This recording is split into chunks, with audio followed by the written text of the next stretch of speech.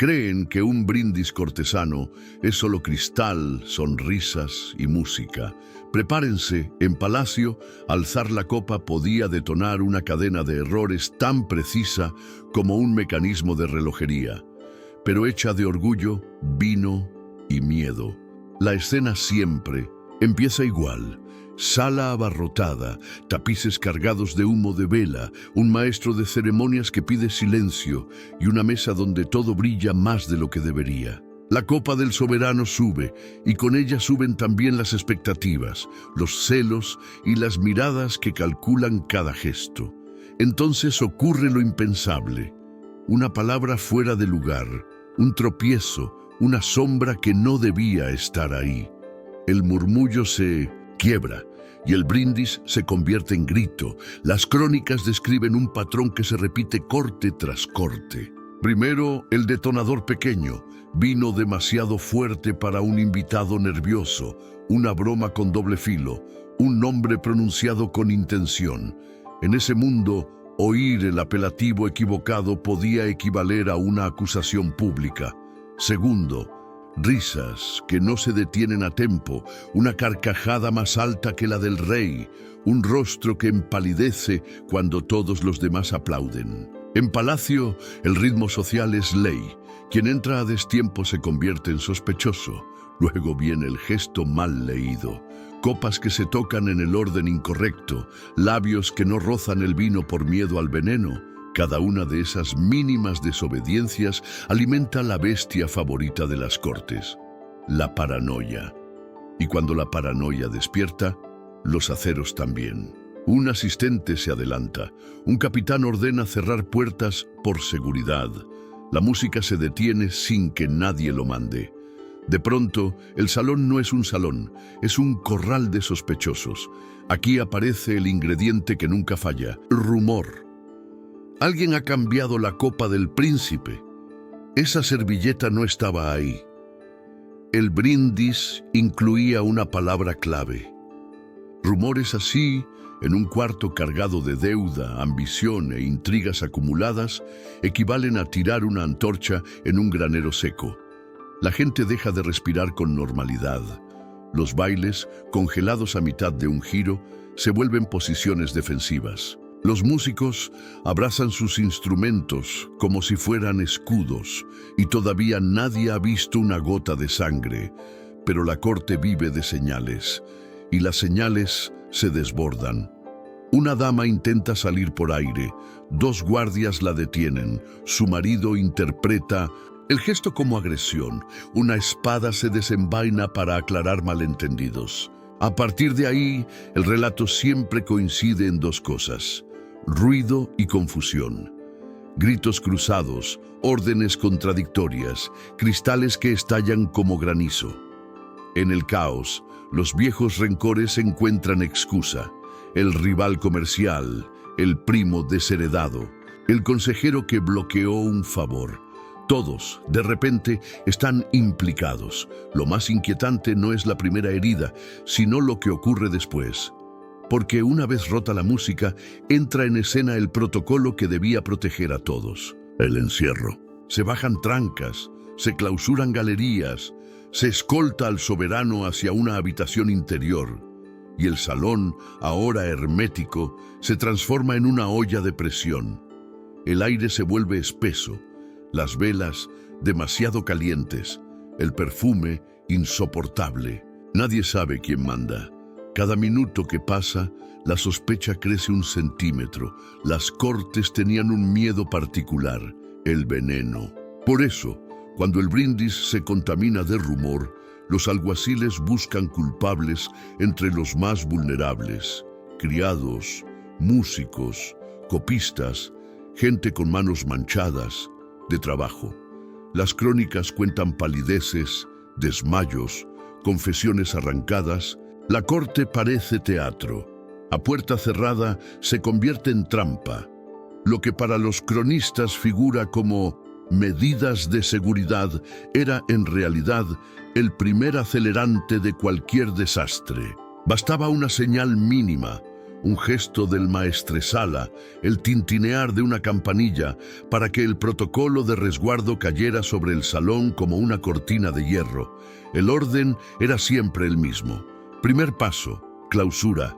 Ujieres giran, pestillos, encajan barras de hierro, bajan cortinajes pesados que comen el aire.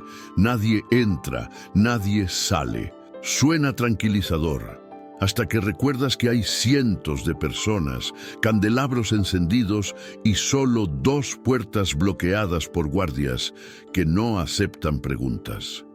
Segundo, inmovilidad ceremonial. La música se corta. Los danzantes deben quedarse congelados donde estén. Los pajes forman una cadena humana bordeando las mesas. Nadie puede avanzar sin autorización del copero mayor o del capitán de guardia. Parece orden. Es congestión. Y la congestión, con velas y vino, huele a peligro tercero, recuento y sospecha. Inventario de copas, vajillas, invitados. El escribano pide nombres, títulos, parentescos. ¿El problema? En la corte los nombres son armas. Pronunciar uno equivocado, colocar a alguien en una mesa que no le corresponde, olvidar un tratamiento. Cada tropezón social se lee como delito. El recuento, que debía calmar, multiplica los roces. Aquí está lo perverso. El protocolo prioriza al soberano, no a la multitud. Se abre un corredor para escoltarlo a una cámara interior, mientras el resto queda confinado.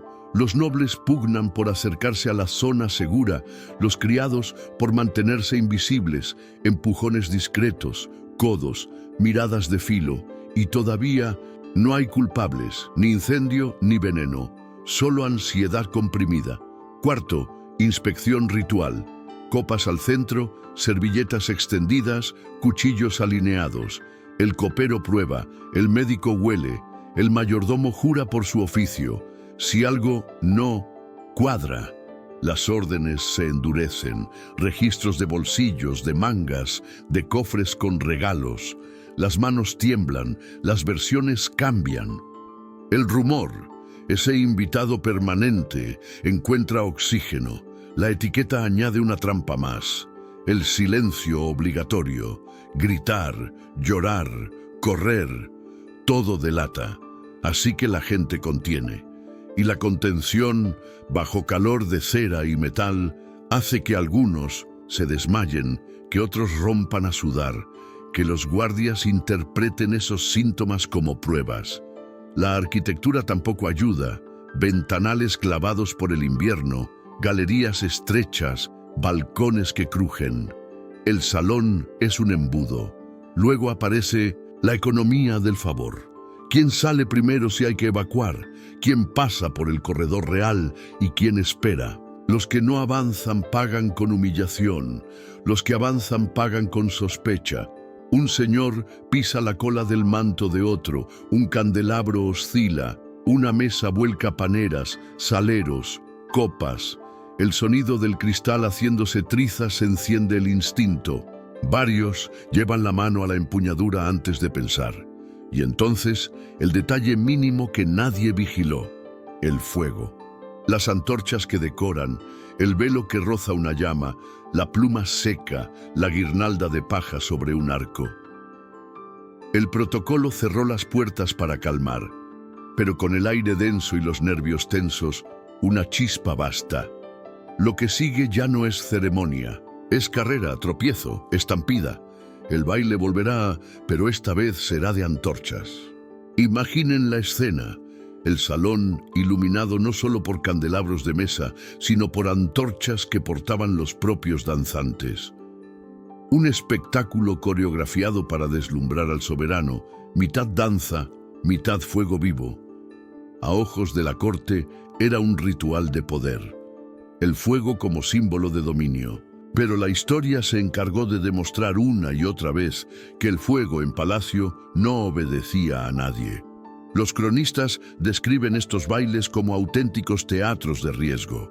Jóvenes nobles, vestidos con ropajes impregnados de perfumes y aceites, entraban girando con antorchas encendidas en cada mano. El público aplaudía la destreza, el humo perfumado llenaba la sala y el calor subía como si las paredes mismas ardieran. Todo parecía controlado, hasta que no lo estaba. El accidente más temido era siempre el mismo: el contacto de la llama con la tela. Y basta recordar que los trajes cortesanos podían llevar capas de seda, plumas y encajes altamente inflamables. Una vuelta mal calculada, una tela que roza la antorcha del compañero, y de pronto un vestido entero se convierte en pira humana. La música se interrumpe con un grito agudo que corta el aire más que cualquier instrumento. Lo que sigue no es solo el fuego, sino el efecto dominó. El danzante en llamas corre instintivamente hacia los demás, buscando ayuda, chocando contra vestidos, empujando mesas, esparciendo chispas. Varios lo intentan sofocar con capas, pero la mezcla de perfumes y aceites actúa como acelerante. El humo invade el salón, las velas titilan, los guardias dudan, apagan el fuego o protegen al soberano. Los relatos coinciden en que la tragedia nunca se quedaba en una sola víctima. El caos multiplicaba los cuerpos caídos, unos quemados, otros asfixiados, muchos aplastados en la estampida hacia la única salida. Y las salidas, recordemos, solían estar bloqueadas por protocolo. Así que lo que debía ser entretenimiento terminaba en trampa ardiente. El detalle más siniestro es el que repiten varios cronistas. Los gritos de las víctimas se confundían con la música. El caos era tal que algunos invitados siguieron aplaudiendo unos segundos, creyendo que el pánico formaba parte del espectáculo.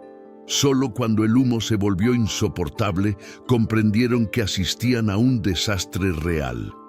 Y lo peor, después, la corte siempre buscaba culpables. El bailarín imprudente, el copero que permitió telas tan inflamables, el rival político que organizó el accidente. En Palacio, ninguna tragedia era accidente puro, siempre se leía como señal de traición. Así, la danza de antorchas no terminaba con el fuego extinguido, sino con juicios sumarísimos, confesiones arrancadas y nuevas venganzas incubadas.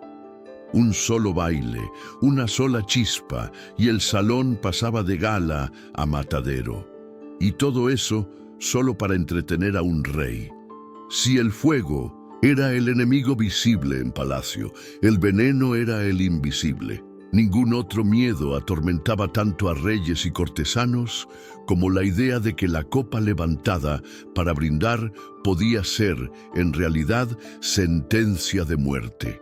Y es que en los banquetes cortesanos el vino fluía sin límite, las copas circulaban de mano en mano y cada sorbo se convertía en un pequeño acto de fe.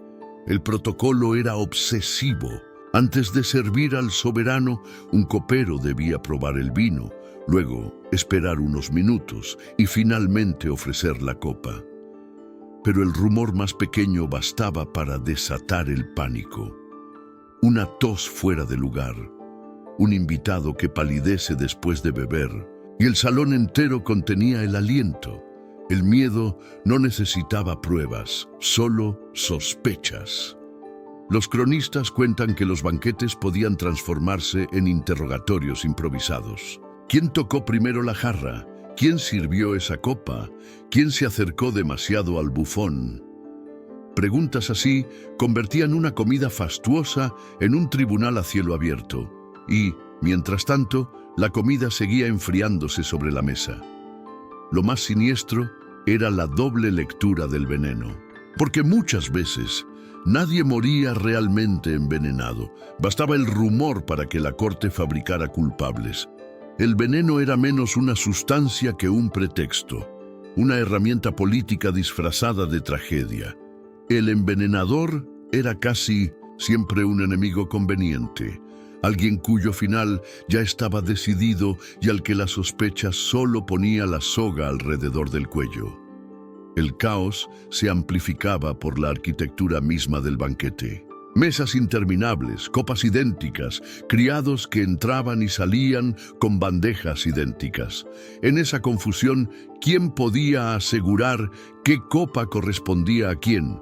La duda era suficiente para romper alianzas, sembrar enemistades y justificar ejecuciones sumarias. Y aquí está el detalle perturbador.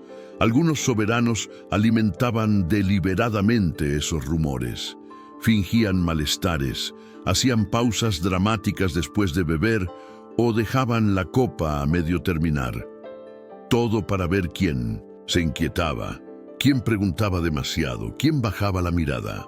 El banquete no era solo comida, era un detector de lealtades. El resultado era siempre el mismo. La fiesta terminaba en gritos, acusaciones y muchas veces sangre en el mismo salón donde unas horas antes había risas y música. Porque en palacio, cada copa levantada era una moneda lanzada al aire, brindis o traición.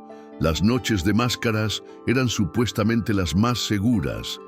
Bajo los disfraces, todos eran iguales. Bajo las telas, las diferencias de rango parecían disolverse.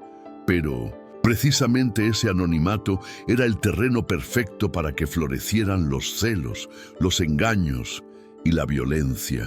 Lo que empezaba como juego de seducción acababa muchas veces como duelo sangriento.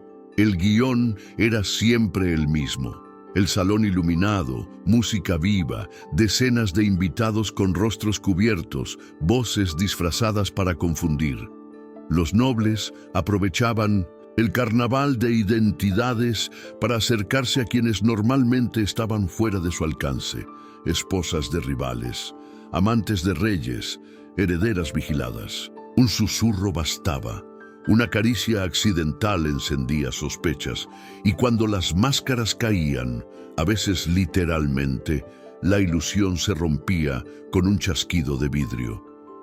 Los cronistas narran escenas que parecen salidas de tragedias teatrales. Un marido que reconoce el anillo en la mano de un desconocido. Un príncipe que descubre a su hermana conversando con alguien disfrazado de mendigo. Un rey que, oculto tras su propia máscara, observa demasiado.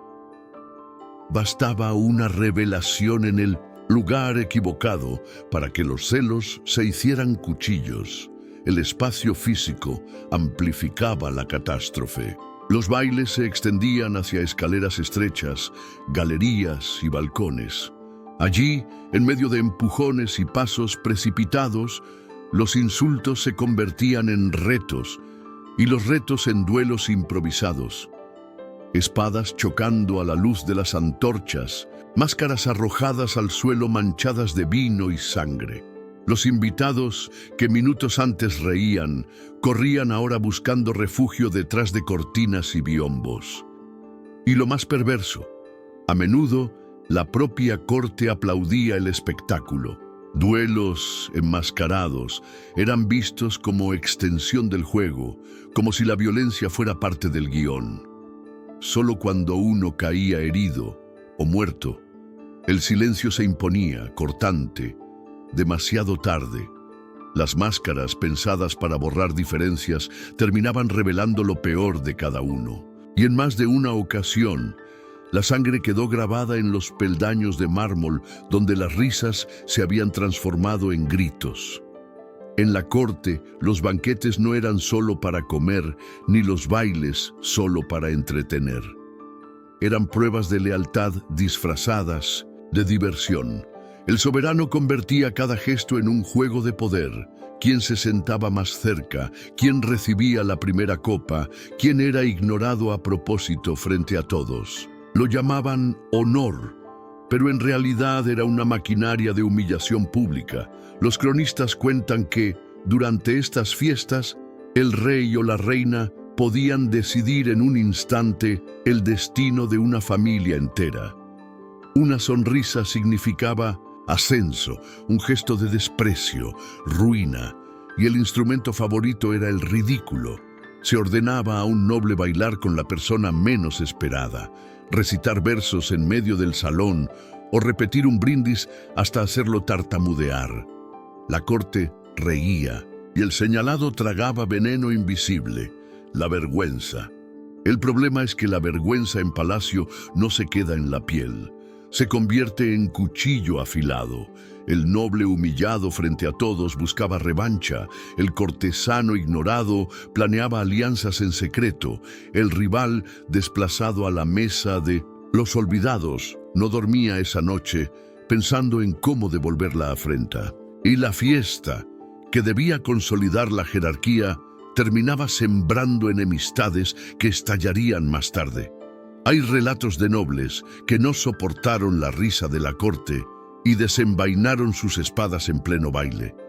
Otros se lanzaban sobre el invitado que había recibido un favor excesivo del rey, como si atacando al preferido atacaran la mano que lo eligió. Y más de una vez, el salón se manchó de sangre, no porque hubiera conspiración real, sino porque alguien no pudo soportar el peso de la burla. Lo más inquietante es que el soberano muchas veces alimentaba esas tensiones a propósito. Al dividir en público, mantenía el control. Pero esa estrategia convertía cada fiesta en un tablero de venganza. Y cuando las luces se apagaban, los corredores oscuros del palacio se llenaban de susurros, conspiraciones y, en ocasiones, cuchilladas. Así, lo que parecía un juego de sonrisas era en realidad una ruleta de humillación y furia. En palacio, una carcajada podía doler más que una herida. Y tarde o temprano, la sangre llegaba para equilibrar la balanza. Si algo definía a las fiestas cortesanas, no era la música ni el lujo, sino el miedo constante a la traición. Cada celebración estaba rodeada de guardias, pasadizos ocultos y órdenes contradictorias. El soberano disfrutaba del espectáculo, pero siempre con un ojo en la copa y otro en las sombras. Esa paranoia, lejos de proteger, fue la chispa que convirtió banquetes en pesadillas colectivas. Las crónicas narran que muchos reyes ordenaban construir puertas secretas en los salones de gala. No eran para sorprender con entradas teatrales, sino para escapar si la fiesta se volvía peligrosa. El problema es que esas salidas estaban reservadas solo para el soberano y sus más íntimos. Cuando cundía el pánico, el resto de invitados se daba cuenta de que estaban atrapados en un salón blindado. Y allí nacía la estampida. Los guardias, en lugar de calmar, alimentaban el caos. Armados y tensos, interpretaban cualquier movimiento brusco como amenaza. Un invitado que corría buscando aire era detenido a golpes.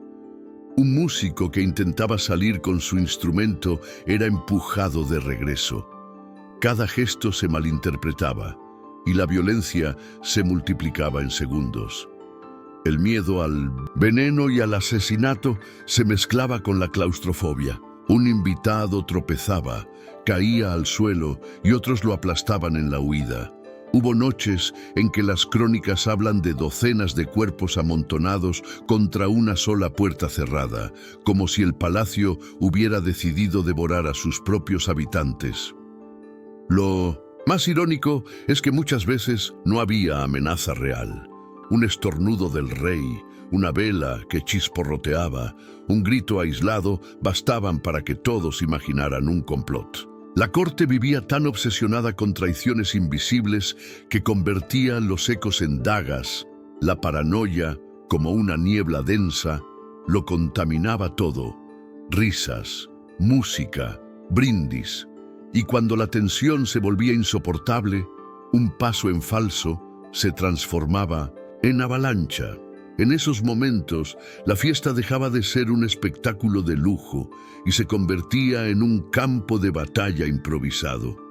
Cuando las velas se apagaban y los gritos se convertían en eco, quedaba lo más incómodo: el silencio del amanecer. El salón, horas antes lleno de música y vino, amanecía con copas volcadas, manchas oscuras en los tapices y cuerpos retirados a toda prisa. Y allí empezaba el segundo acto de cada tragedia cortesana: el encubrimiento. Las crónicas coinciden en que lo primero era borrar las huellas, criados obligados a limpiar la sangre antes de que el sol la iluminara, músicos jurando que no habían visto nada, cronistas corrigiendo sus plumas para transformar un duelo en accidente festivo. El palacio no toleraba admitir que sus fiestas terminaban en carnicerías, prefería disfrazar la verdad como anécdota menor. El siguiente paso eran los castigos ejemplares. Siempre había un culpable designado: el copero que no vigiló bien, el guardia que no cerró la puerta a tiempo, el invitado extranjero que trajo la desgracia. Poco importaban las pruebas. Lo esencial era ofrecer un sacrificio público que calmara la vergüenza del soberano. Así, la tragedia quedaba oficialmente resuelta, aunque todos supieran que era mentira, pero lo más perverso ocurría en la memoria.